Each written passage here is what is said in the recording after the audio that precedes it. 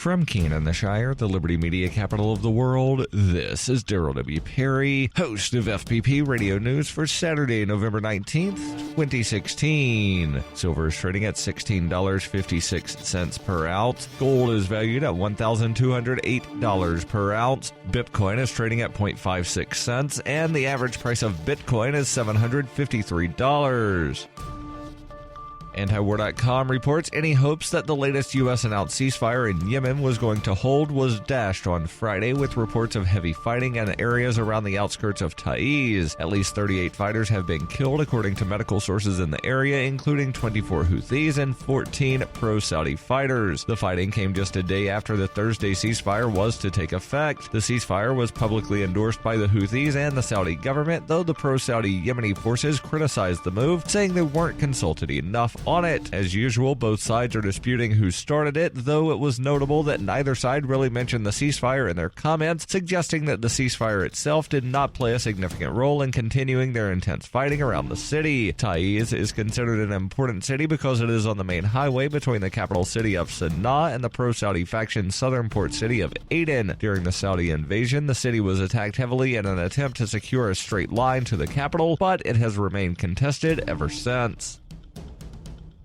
You can support FPP Radio by joining the Fans program. Fans are friends, allies, and numerous supporters. Fans help FPP afford to produce more original content. You can join the Fans program for as little as $1 per month through Patreon and get perks like ad-free versions of FPP Radio News and Peace, Love, Liberty Radio. To learn more or to join the Fans program, visit fans.fppradio.com. That's fans.fppradio.com.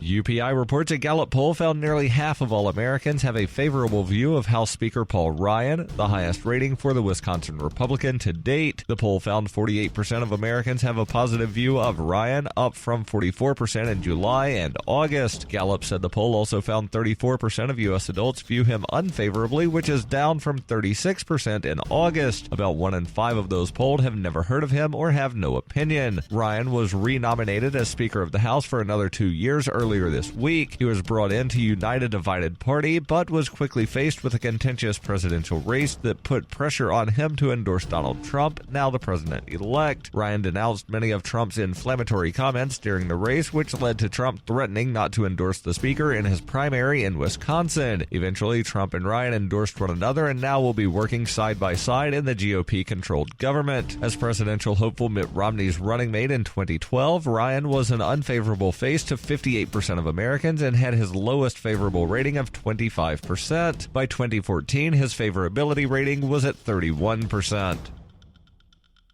For nearly 40 years, Roberts & Roberts Brokerage has been a trusted source for buying and selling precious metals like gold and silver. They also take Bitcoin for precious metal purchases and have permanently removed the minimum purchase amount for all orders paid in the digital currency. Call Roberts & Roberts today for knowledgeable advice on buying and selling precious metals and a forward-thinking approach to new technologies. 800-874-9760 or visit online at rrbi.co.